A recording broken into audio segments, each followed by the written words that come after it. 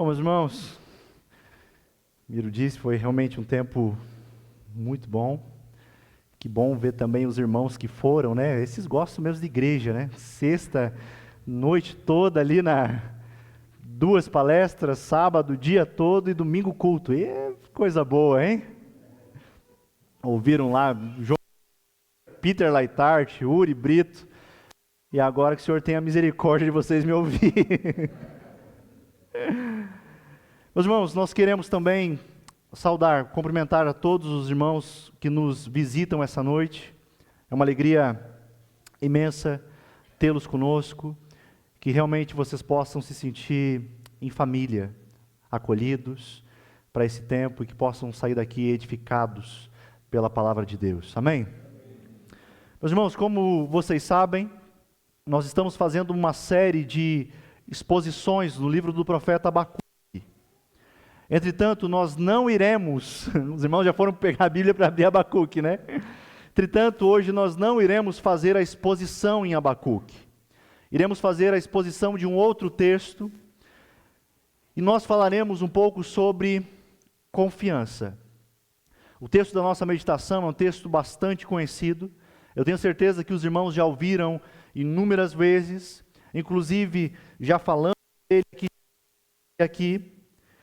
Mas para mim, esse é um texto em que, apesar de simples, é um texto onde eu tenho sido constantemente ministrado por ele. Eu quero compartilhar com vocês. Não sei se vocês viram a arte aqui, que o Doug fez, e eu já quero abrir dizendo que eu não sou um bom apreciador de artes, ok? Mas essa obra, eu acho ela simplesmente incrível. Eu não sei se você fez uma certa ligação já com o tema que nós iremos meditar, mas o pintor holandês Rembrandt pinta um quadro com base na narrativa de Cristo com seus discípulos no Mar da Galileia. É de fato uma obra maravilhosa, não é mesmo? E quando se você chegar em casa, der um Google e você fazer uma observação da obra, você vai ver alguns detalhes que talvez passem despercebidos. Um detalhe que vai chamar a sua atenção é que no barco não há 13 pessoas, Jesus mais os 12, não. Mas nós veremos 14 pessoas no barco. Você verá que nesse quadro, além de Jesus e seus discípulos, o pintor também se coloca na cena. Isso é tão interessante que os estudiosos chegam a dizer que é muito provável que essa pintura seja um relato de um encontro que Rembrandt teve com Cristo em um momento de tempestade em sua vida. E a questão, obrigado, Miro.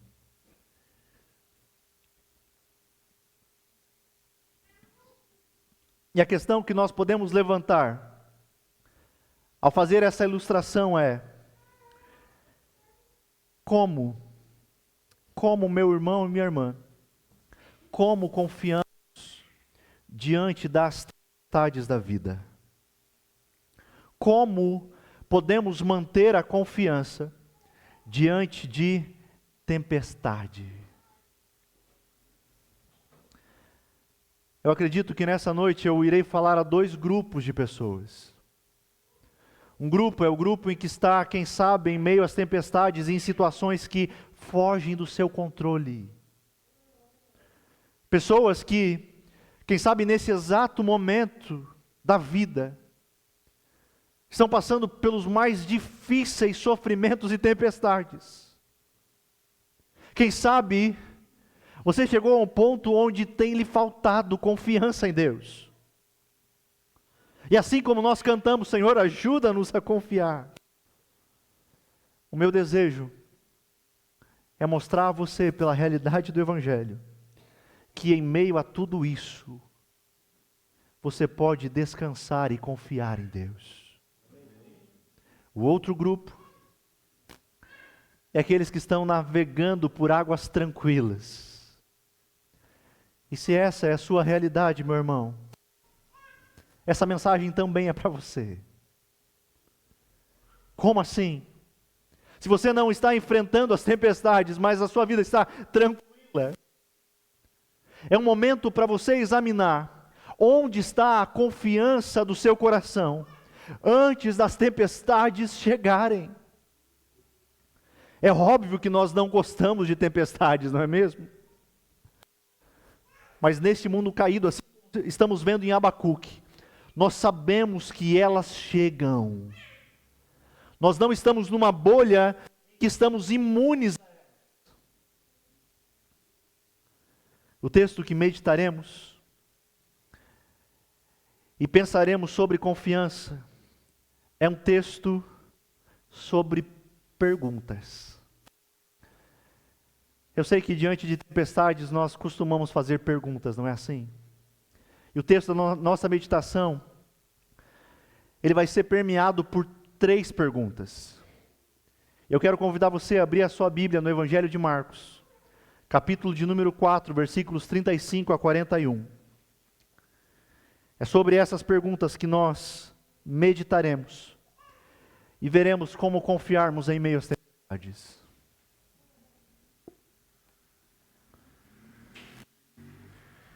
Evangelho de Marcos, capítulo 4, versículos 35 a 41. Eu já quero pedir aos irmãos para que permaneçam com as suas Bíblias abertas.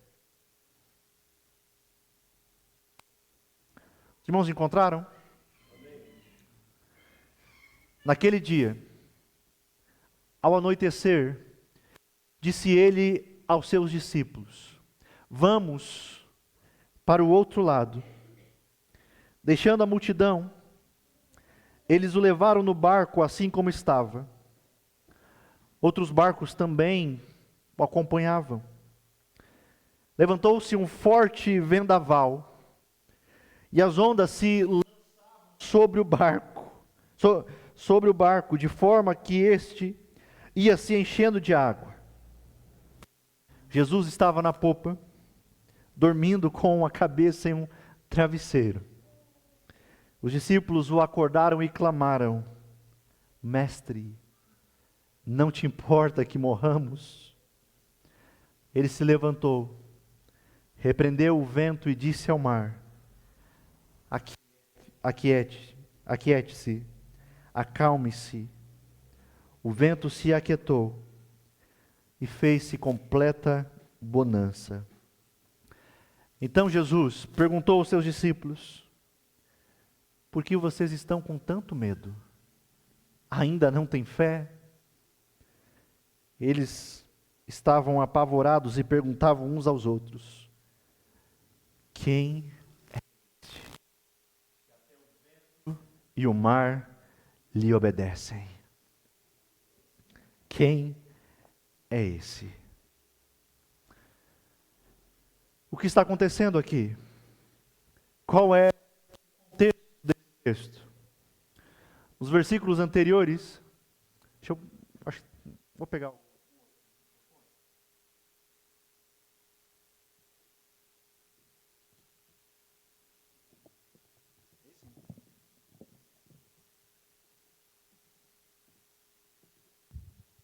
Ok, maravilha. O que está acontecendo aqui? Nos versículos anteriores nós vemos que Jesus tem um dia bastante cansativo. Ele passa ensinando o dia inteiro na beira do mar da Galileia. E agora, a partir do texto em que nós lemos, de imediato nós temos uma informação onde ele chama os seus discípulos e diz: ei, vamos para o outro lado. A gente precisa entender que aquilo que Jesus está propondo aqui não é algo fácil. Jesus está chamando os seus discípulos simplesmente para navegarem à noite. A gente deve lembrar que há 2000 anos atrás não haviam instrumentos de navegação como tem hoje, ok? Mas o que facilitava é que Jesus estava com uns homens chamados Pedro, Tiago, João, André e Filipe no barco. Todos esses homens eram pescadores, eles tinham experiência na navegação. Para eles, apesar da dificuldade, a travessia à noite não seria um problema, mesmo que houvessem alguns imprevistos, eles estariam preparados para isso.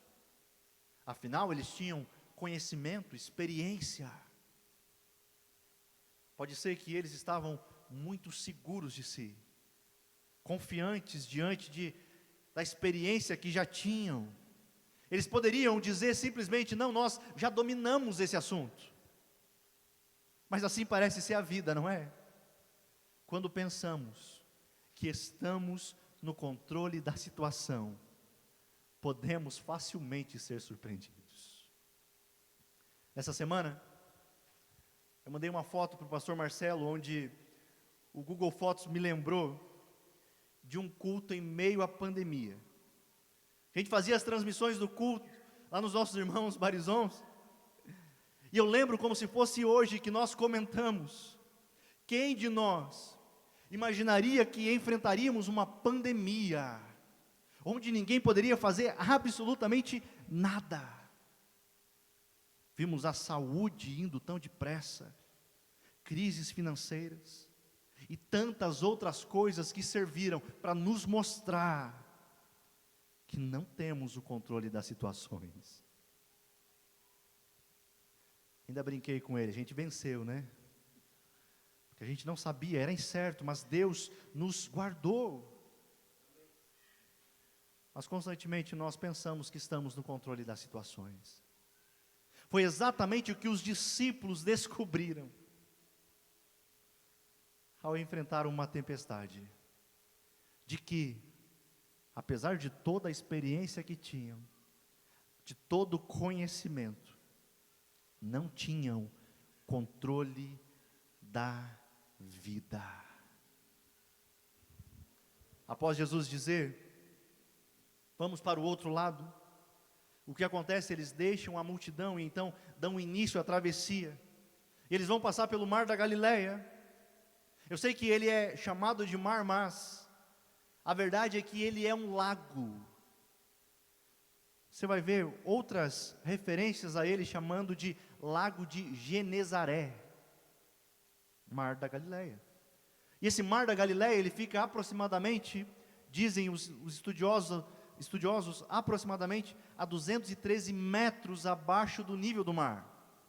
E ele tem em torno de 20 quilômetros de comprimento e 12 de largura. Ele fica localizado numa região montanhosa, e por isso o que ocorre?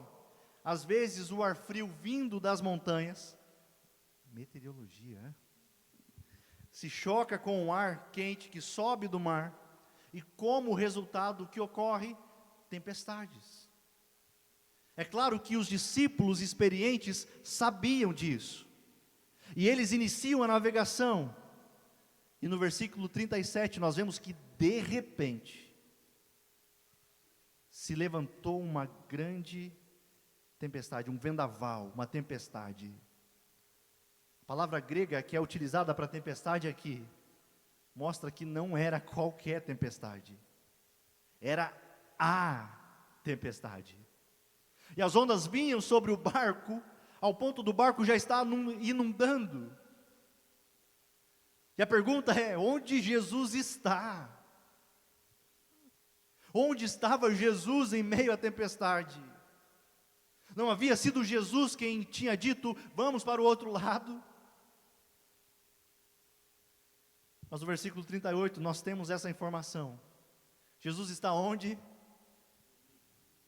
Na popa, dormindo. Que bonito, né, Jesus? O barco pegando fogo não, enchendo de água, e o Senhor dormindo. Como eu disse, Jesus havia passado o dia ensinando, estava cansado,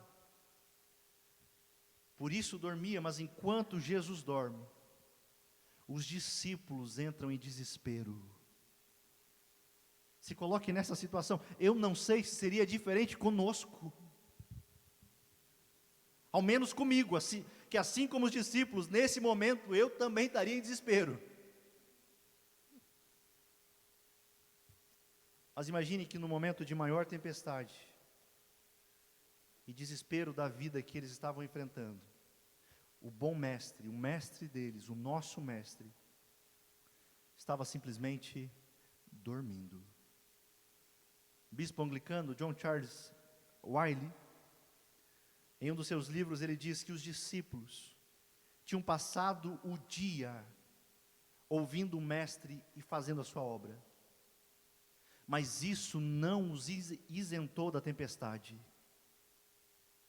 Eles amavam a Jesus e tinham deixado tudo para segui-lo, mas isso não os poupou do mar revolto. E ele diz: as aflições e as tempestades da vida fazem parte da jornada de todo cristão. Os discípulos estavam naquele barco por ordem de quem? De Jesus. Percebam que eles estavam no centro da vontade de Deus, e mesmo assim enfrentaram a tempestade. Entendam que muitos por aí mentem, ao dizerem que a vida com Deus está isenta de dificuldades, de tempestades. Não. Mas acredite, é infinitamente melhor passar pelas tempestades com o Mestre. Meus irmãos, a boa notícia é que elas não são para sempre, mas elas acontecem. E quando elas acontecem, muitas vezes parece que Jesus está simplesmente o quê? Dormindo, indiferente. Já aconteceu isso com você? As tempestades inevitavelmente chegam. Problemas na empresa, é uma crise financeira, no casamento. Onde está Deus? Lembram de Jó? Tudo estava bem, até que as tempestades vieram sobre ele. Perdeu filhos, bens, saúde, amigos. E Jó questiona por diversas vezes a Deus, e Deus simplesmente permanece em silêncio. Até que, indo para o final do livro, Deus responde a Jó, mas responde com perguntas. E Deus pergunta a Jó dizendo: onde você estava quando eu lancei os alicerces do mundo? Você alguma vez deu ordem para que amanhã aparecesse e fez o amanhecer se levantar no leste? Muitas outras perguntas Deus fez a Jó. Mas é no último capítulo do livro que Jó entende que as tempestades da vida também servem para conhecermos ao Senhor. E é por isso que ele diz: antes eu te conhecia só de ouvir falar, mas agora eu contemplo com os meus próprios olhos. Os discípulos foram tomados de medo na tempestade, ao ponto deles irem acordar Jesus. E é nesse momento que nós temos a primeira pergunta do texto. Lembra que eu falei das 3 perguntas? E a primeira pergunta aqui é: os discípulos se dirigem a Jesus, versículo 38b, versículo, parte B. E como diz o pastor Hernandes, nessa pergunta nós vemos que onde falta confiança em Deus, sobra medo. Eles acordam Jesus e perguntam: mestre, não te importa que morramos? Mestre, enquanto você está dormindo, nós estamos correndo perigo de vida. Imagina a situação, eles eram pescadores experientes. Então, acredito que eles tinham feito de tudo que podiam e sabiam para tentar contornar aquela situação. E eles estão agora tomados de medo, simplesmente. Porque costumo dizer que uma das consequências do medo é justamente a necessidade de se estar no controle. Somos assim também. Enquanto nós pensamos que podemos controlar a vida, as coisas ao nosso redor, então nós estamos seguros. É assim que vivemos. Mas quando não temos o controle da situação, nós somos tomados de medo. Simplesmente quando deveríamos confiar naquele que nos chamou para andar com Ele. Pastor Tim Keller diz que essa pergunta mexe com os nossos corações. E ele diz: pois qualquer um que tentou viver uma vida de fé neste mundo, já se sentiu assim algum dia. Tudo está dando errado, você está afundando. E Deus parece estar dormindo, distante, sem saber do seu sofrimento. Acontece que esse grito de desespero dos discípulos nos mostra pelo menos duas coisas. A primeira é que eles correram para Jesus em meio à tempestade.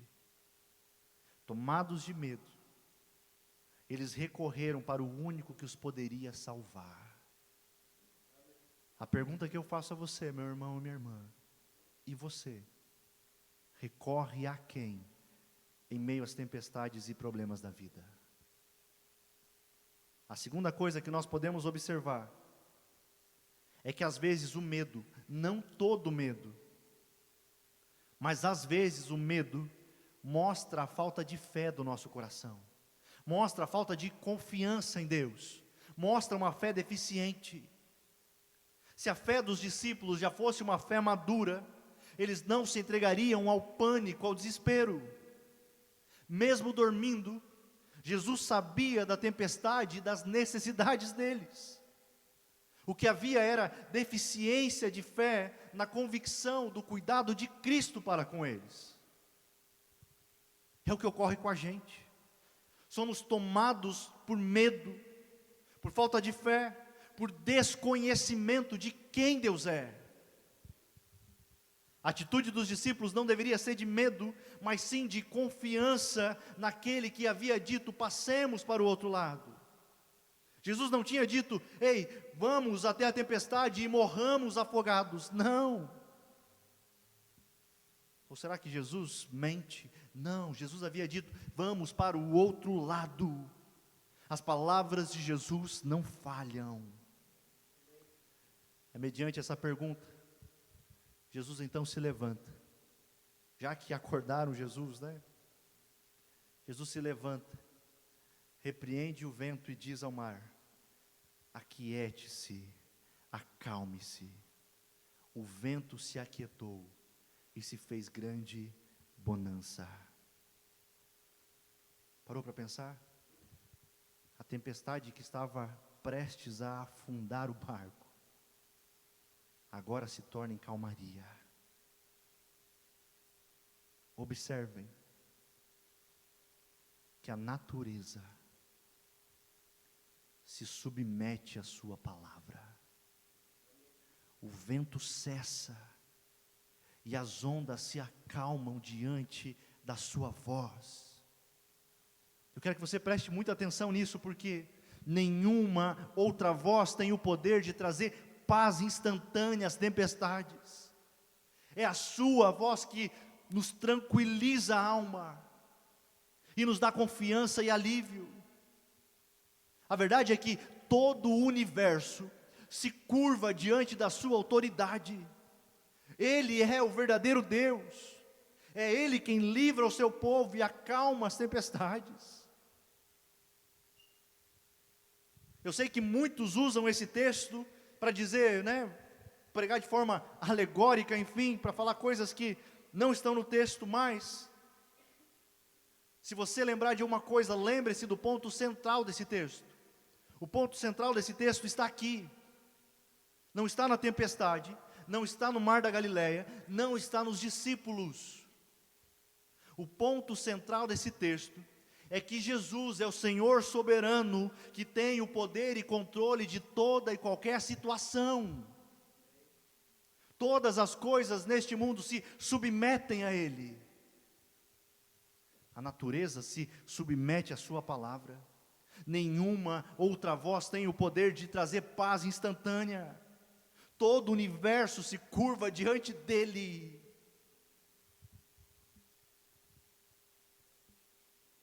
grande beleza desse texto é que você deve se deleitar em quem Ele é. O texto está dizendo: ei, o Deus que te chamou para andar com Ele é o Deus Todo-Poderoso, o Deus que não perde batalha, o Deus que acalma tempestades.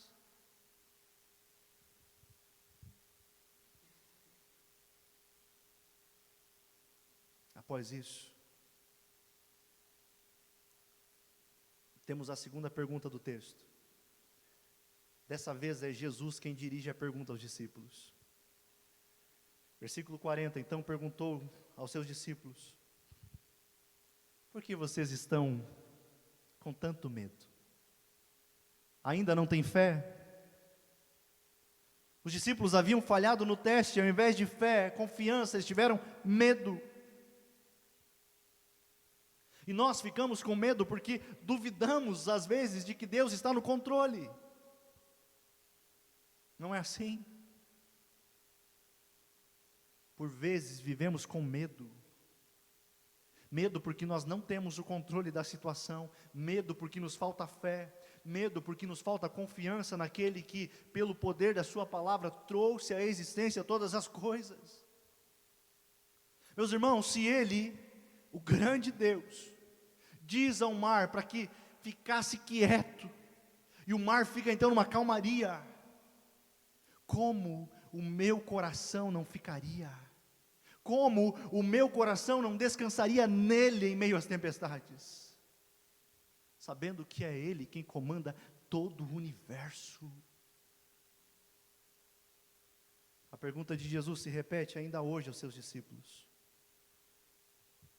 por que estão tão amedrontados? Ainda não tendes fé? Jesus faz essa pergunta a eles, com o intuito de mostrar a falta de fé que eles tinham, mas também para mostrar que Deus permite sim, que os seus filhos atravessem tempestades. Diante do que os discípulos vivenciaram, se você observar o texto outra vez, pela segunda vez, eles ficam apavorados. Como assim? Pela segunda vez no texto eles se apavoram, mas agora não é mais com a tempestade, agora eles se apavoram com o Deus que acalma a tempestade. É nesse momento que nós temos a terceira pergunta do texto, a pergunta onde é feita entre os discípulos, versículo 41. Eles estavam apavorados e perguntavam uns aos outros: quem é este, que até o vento e o mar lhe obedecem? Os discípulos que estavam com medo da tempestade, agora estão cheios de temor diante da majestade de Jesus. Esse temor não é igual da tempestade, mas é um temor de reverência a quem estava diante deles. E então eles se perguntam: quem é este? Meus irmãos, ao vermos os discípulos fazendo essa pergunta entre eles, nós temos aqui basicamente uma espécie de diagnóstico. O diagnóstico é que a falta de fé e o medo levaram eles a não confiar nas palavras de Jesus de que iriam ao outro lado. Apesar de estarem andando com Jesus, eles não sabem bem quem é Jesus.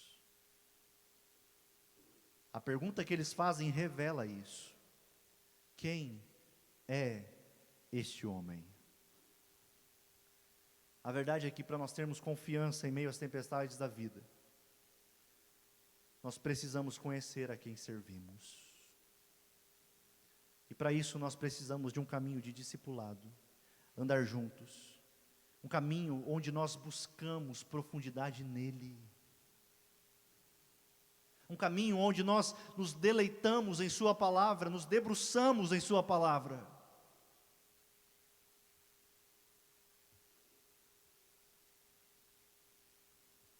Meus irmãos, nós não fazemos apelo aqui na igreja, mas nessa noite o meu apelo a você é que você dedique tempo para conhecer o Senhor, que Você perca o café, o jogo do seu time, mas não deixe de buscar o Senhor.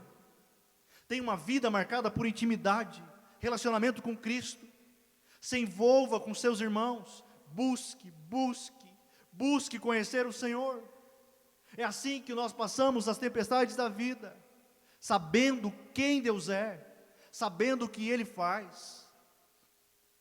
É somente conhecendo quem Ele é que nós podemos ter confiança em meio às tempestades que enfrentamos.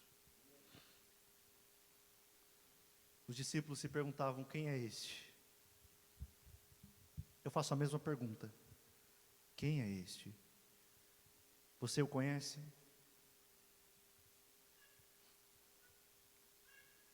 Os mesmos discípulos, depois de algumas andanças com Jesus, Pedro responde quem é Jesus. Jesus havia perguntado aos seus discípulos: ei, quem as pessoas dizem que eu sou? E eles responderam: alguns dizem que o Senhor é João Batista, outros que é Elias, outros ainda que é Jeremias ou um dos profetas. Ok. Mas e vocês, meus discípulos, quem vocês dizem que eu sou? Pedro responde: tu és o Cristo, o Filho do Deus vivo. Que declaração maravilhosa. O apóstolo Paulo também, escrevendo aos Colossenses, ele diz que Jesus é a imagem do Deus invisível, Senhor sobre toda a criação, pois por meio dele todas as coisas foram criadas, tanto nos céus como na terra. João, no Apocalipse, diz que Ele é o alfa e o ômega, o princípio e o fim, aquele que é, que era e que ainda virá, o Todo-Poderoso. Diante de quem Ele é, a pergunta que eu lhe faço é: ainda há espaço para medo? A falta de confiança pode se dar pelo desconhecimento de quem Ele é. Meu irmão, minha irmã, ao contrário de que muitos pregam por aí e ensinam, as tempestades, o medo, o desespero, podem sim acometer um cristão fiel. Mas é preciso lembrar que Ele ainda tem tudo sob controle, e que Ele tem poder sobre toda a criação. Não se esqueça, o mesmo Deus que fez o vento e o mar se acalmar, é o Deus que acalma o seu coração e o faz suportar, passar pelas tempestades, não com medo, mas com confiança nele. Por fim, encerro dizendo que muitas vezes nós somos como os discípulos.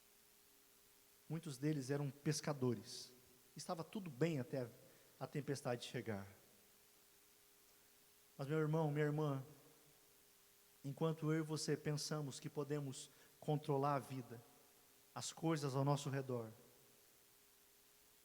parece que aí está a sua segurança, não é mesmo? Mas e quando você não tem mais o controle da situação? Eu sei que o seu coração pode estar tomado de medo, de insegurança, de desconfiança em quem Deus é. Mas confie somente nele. Não importa a área da sua vida, as tempestades que você enfrenta, a sua confiança precisa estar nele. Não é você que controla a sua vida, é Ele quem deve ocupar o trono do seu coração, e Ele está no controle de todas as coisas. Outra questão: por que o seu coração tem andado tomado de medo e de insegurança? Será que tem faltado fé no cuidado soberano do nosso Deus? Se Ele diz para o mar ficar quieto, e o mar fica quieto na hora, porque o seu coração tem sofrido tanto com angústia e ansiedade pelo dia de amanhã, com a criação dos filhos, com o casamento, com a vida financeira? que o seu coração possa descansar e confiar nele.